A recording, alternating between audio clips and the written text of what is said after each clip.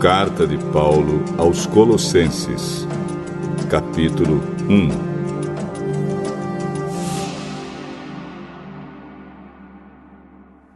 Eu, Paulo, apóstolo de Cristo Jesus pela vontade de Deus, escrevo junto com o irmão Timóteo esta carta ao povo de Deus que mora na cidade de Colossos, os nossos fiéis irmãos em Cristo. Que a graça e a paz de Deus, o nosso Pai, estejam com vocês. Sempre que oramos por vocês, damos graças a Deus, o Pai do nosso Senhor Jesus Cristo. Pois ficamos sabendo da fé que vocês têm em Cristo Jesus e também do amor que vocês têm por todo o povo de Deus. Quando a verdadeira mensagem, a boa notícia do Evangelho, chegou a vocês pela primeira vez, vocês ouviram falar a respeito da esperança que o Evangelho oferece. Por isso, a fé e o amor que vocês têm são baseados naquilo que esperam e que está guardado para vocês no céu. Essa boa notícia que vocês receberam está trazendo muitas bênçãos e vai se espalhando pelo mundo inteiro. E foi isso mesmo que aconteceu com vocês, desde o dia em que pela primeira vez ouviram falar a respeito da graça de Deus e a conheceram de verdade. Tudo isso vocês aprenderam com Epáfras, nosso querido companheiro de trabalho, o qual presta serviço em favor de vocês como um fiel servidor de Cristo. Foi ele quem nos contou do amor que o Espírito de Deus deu a vocês. Por esse motivo, desde o dia em que ficamos sabendo de tudo isso, nunca paramos de orar em favor de vocês. Pedimos a Deus que encha vocês com o conhecimento da sua vontade e com toda a sabedoria e compreensão que o Espírito de Deus dá. Desse modo, vocês poderão viver como o Senhor quer e fazer sempre o que agrada a Ele. Vocês vão fazer todo tipo de boas ações e também vão conhecer a Deus cada vez mais. Pedimos a Deus que vocês se tornem fortes com toda a força que vem do glorioso poder dele, para que possam suportar tudo com paciência. E agradeçam com alegria ao Pai, que os tornou capazes de participar daquilo que ele guardou no reino da luz para o seu povo. Ele nos libertou do poder da escuridão e nos trouxe em segurança para o reino do seu Filho amado. É Ele quem nos liberta, e é por meio dele que os nossos pecados são perdoados. Ele, o primeiro Filho, é a revelação visível do Deus invisível. Ele é superior a todas as coisas criadas. Pois, por meio dele, Deus criou tudo, no céu e na terra, tanto o que se vê como o que não se vê, inclusive todos os poderes espirituais, as forças, os governos e as autoridades. Por meio dele, para ele, Deus criou todo o universo. Antes de tudo, ele já existia, e por estarem unidas com ele, todas as coisas são conservadas em ordem e harmonia. Ele é a cabeça do corpo, que é a igreja, e é ele quem dá vida ao corpo. Ele é o primeiro filho que foi ressuscitado para que somente ele tivesse o primeiro lugar em tudo. Pois é pela própria vontade de Deus que o Filho tem em si mesmo a natureza completa de Deus. Portanto, por meio do Filho, Deus resolveu trazer o universo de volta para si mesmo. Ele trouxe a paz por meio da morte do seu Filho na cruz e assim trouxe de volta para si mesmo todas as coisas, tanto na terra como no céu. Antes, vocês estavam longe de Deus e eram inimigos dele por causa das coisas más que vocês faziam e pensavam. Mas agora, por meio da morte do seu filho na cruz, Deus fez com que vocês ficassem seus amigos, a fim de trazê-los à sua presença para serem somente dele, não tendo mancha nem culpa. Mas é preciso que vocês continuem fiéis, firmados sobre um alicerce seguro, sem se afastar da esperança que receberam quando ouviram a boa notícia do Evangelho. Foi desse Evangelho que eu, Paulo, me tornei servo. E é esse Evangelho que tem sido anunciado no mundo inteiro. Agora, eu me sinto feliz pelo que tenho sofrido por vocês, pois o que eu sofro no meu corpo pela Igreja, que é o corpo de Cristo, está ajudando a completar os sofrimentos de Cristo em favor dela. E Deus me escolheu para ser servo da Igreja e me deu uma missão que devo cumprir em favor de vocês. Essa missão é anunciar de modo completo a mensagem dele. Essa mensagem é o segredo que ele escondeu de toda a humanidade durante os séculos passados, porém que agora revelou ao seu povo. O plano de Deus é fazer com que o seu povo conheça esse maravilhoso e glorioso segredo que ele tem para revelar a todos os povos. E o segredo é este: Cristo está em vocês, o que lhes dá a firme esperança de que vocês tomarão parte na glória de Deus. Assim nós anunciamos Cristo a todas as pessoas. Com toda a sabedoria possível, aconselhamos e ensinamos cada pessoa, a fim de levar todos à presença de Deus como pessoas espiritualmente adultas e unidas com Cristo. É para realizar essa tarefa que eu trabalho e luto com a força de Cristo, que está agindo poderosamente em mim.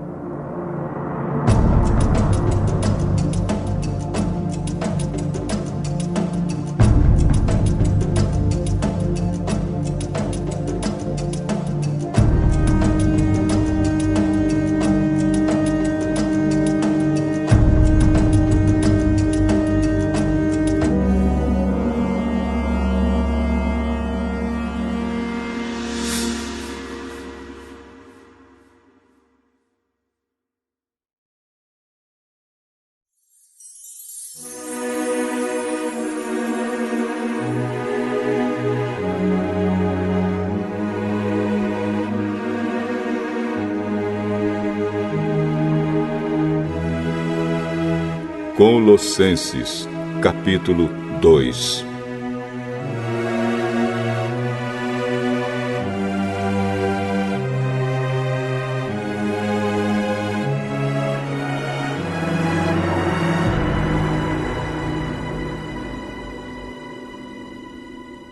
Pois quero que saibam o quanto eu tenho trabalhado por vocês e pelos que moram em Laodiceia, e por muitos outros que não me conhecem pessoalmente. Eu trabalho para que o coração deles se encha de coragem e eles sejam unidos em amor, e assim fiquem completamente enriquecidos com a segurança que é dada pela verdadeira compreensão do segredo de Deus. Esse segredo é Cristo, o qual é a chave que abre todos os tesouros escondidos do conhecimento e da sabedoria que vem de Deus. Eu digo isso a vocês para que não deixem que ninguém os engane com explicações falsas, mesmo que pareçam muito boas. Porque, embora no corpo eu esteja longe, em espírito eu estou com vocês. E fico alegre em saber que vocês estão unidos e firmes na fé em Cristo. Portanto, já que vocês aceitaram Cristo Jesus como Senhor, vivam unidos com Ele. Estejam enraizados nele, construam a sua vida sobre Ele e se tornem mais fortes na fé, como foi ensinado a vocês. E deem sempre graças a Deus. Tenham cuidado para que ninguém os torne escravos por meio de argumentos sem valor que vêm da sabedoria humana. Essas coisas vêm dos ensinamentos de criaturas humanas e dos espíritos que dominam o universo, e não de Cristo. Pois em Cristo, como ser humano, está presente toda a natureza de Deus. E por estarem unidos com Cristo, vocês também têm essa natureza. Ele domina todos os poderes e autoridades espirituais. Por estarem unidos com Cristo, vocês foram circuncidados, não com a circuncisão que é feita no corpo, mas com a circuncisão feita por Cristo, pela qual somos libertados do poder da natureza pecadora. Pois, quando vocês foram batizados, foram sepultados com Cristo. E no batismo também foram ressuscitados com Ele, por meio da fé que vocês têm no grande poder de Deus, o mesmo Deus que ressuscitou Cristo. Antigamente vocês estavam espiritualmente mortos por causa dos seus pecados e porque eram não-judeus e não tinham a lei. Mas agora Deus os ressuscitou junto com Cristo. Deus perdoou todos os nossos pecados e anulou a conta da nossa dívida com os seus regulamentos que nós éramos obrigados a obedecer. Ele acabou com essa conta, pregando-a na cruz. E foi na cruz que Cristo se livrou do poder dos governos e das autoridades espirituais. Ele humilhou esses poderes publicamente, levando-os prisioneiros no seu desfile de vitória. Portanto, que ninguém faça para vocês leis sobre o que devem comer ou beber, ou sobre os dias santos, e a festa da lua nova, e o sábado. Tudo isso é apenas uma sombra daquilo que virá. A realidade é Cristo. Não deixem que ninguém os humilhe, afirmando que é melhor do que vocês, porque diz ter visões e insiste numa falsa humildade e na adoração de anjos. Essas pessoas não têm nenhum motivo para estarem cheias de si, pois estão pensando como qualquer outra criatura humana pensa. Elas não estão ligadas a Cristo, que é a cabeça. Cristo controla o corpo todo, o alimenta e mantém unido por meio das juntas e ligamentos. E assim o corpo cresce como Deus quer que cresça. Vocês morreram com Cristo e por isso estão livres dos espíritos maus que dominam o universo. Então, por que é que vocês estão vivendo como se fossem deste mundo? Não obedeçam mais às regras como estas. Não toquem nesta coisa. Não prove aquela. Não pegue naquela. Todas essas proibições têm a ver com coisas que se tornam inúteis depois de usadas. São apenas regras e ensinamentos que as pessoas inventam. De fato, essas regras parecem ser sábias, ao exigirem a adoração forçada dos anjos, a falsa humildade e um modo duro de tratar o corpo. Mas tudo isso não tem nenhum valor para controlar as paixões que levam à imoralidade.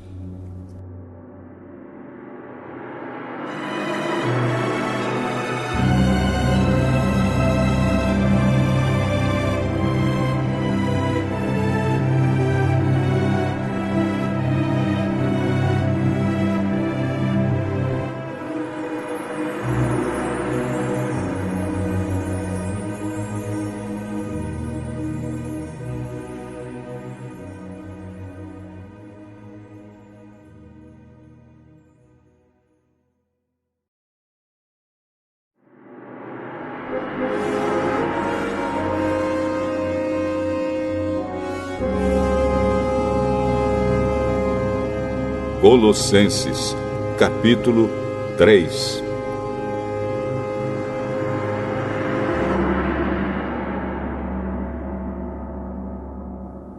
Vocês foram ressuscitados com Cristo. Portanto, ponham o seu interesse nas coisas que são do céu, onde Cristo está sentado ao lado direito de Deus. Pensem nas coisas lá do alto, e não nas que são aqui da terra. Porque vocês já morreram, e a vida de vocês está escondida com Cristo, que está unido com Deus. Cristo é a verdadeira vida de vocês, e quando Ele aparecer, vocês aparecerão com Ele e tomarão parte na sua glória. Portanto, matem os desejos deste mundo que agem em vocês, isto é, a imoralidade sexual, a indecência, as paixões más, os maus desejos e a cobiça, porque a cobiça é um tipo de idolatria. Pois é por causa dessas coisas que o castigo de Deus cairá sobre os que não lhe obedecem. Antigamente a vida de vocês era dominada por esses desejos, e vocês viviam de acordo com eles. Mas agora livrem-se de tudo isto, da raiva, da paixão e dos sentimentos de ódio. E que não saia da boca de vocês nenhum insulto e nenhuma conversa indecente. Não mintam uns para os outros, pois vocês já deixaram de lado a natureza velha com seus costumes e se vestiram com uma nova natureza. Essa natureza é a nova pessoa que Deus, o seu Criador, está sempre renovando para que ela se torne parecida com Ele, a fim de fazer com que vocês o conheçam completamente. Como resultado disso, já não existem mais judeus e não judeus, circuncidados e não circuncidados, não civilizados, selvagens, escravos ou pessoas livres. Mas Cristo é tudo e está em todos. Vocês são o povo de Deus. Ele os amou e os escolheu para serem dele. Portanto, vistam-se de misericórdia, de bondade, de humildade, de delicadeza e de paciência. Não fiquem irritados uns com os outros e perdoem uns aos outros, caso alguém tenha alguma queixa contra outra pessoa.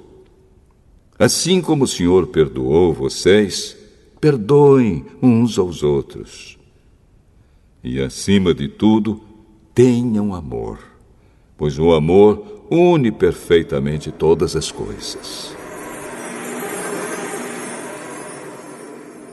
E que a paz que Cristo dá dirija vocês nas suas decisões, pois foi para essa paz que Deus os chamou a fim de formarem um só corpo. E sejam agradecidos. Que a mensagem de Cristo, com toda a sua riqueza, viva no coração de vocês. Ensinem e instruam uns aos outros com toda a sabedoria. Cantem salmos, hinos e canções espirituais. Louvem a Deus com gratidão no coração. E tudo o que vocês fizerem ou disserem, façam em nome do Senhor Jesus e, por meio dele, agradeçam a Deus, o Pai. Esposa, obedeça ao seu marido, pois é o que você deve fazer por ser cristã. Marido, ame a sua esposa e não seja grosseiro com ela. Filhos, o dever cristão de vocês é obedecer sempre ao seu pai e à sua mãe, porque Deus gosta disso. Pais, não irritem os seus filhos para que eles não fiquem desanimados. Escravos, em tudo obedeçam àqueles que são seus donos aqui na terra. Não obedeçam só quando eles estiverem vendo vocês, procurando com isso conseguir a aprovação deles. Mas obedeçam com sinceridade, por causa do temor que vocês têm pelo Senhor.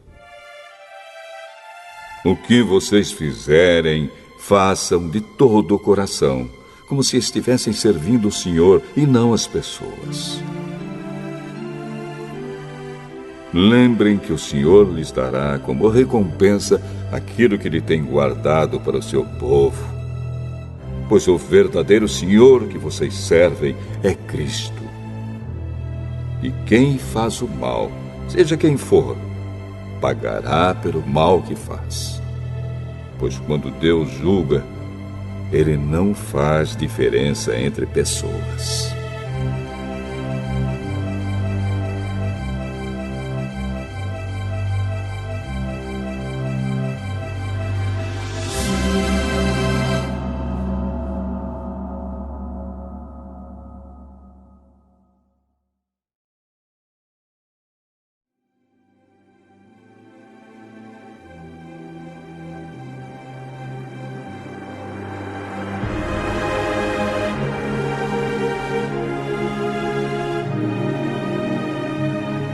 Colossenses, capítulo 4.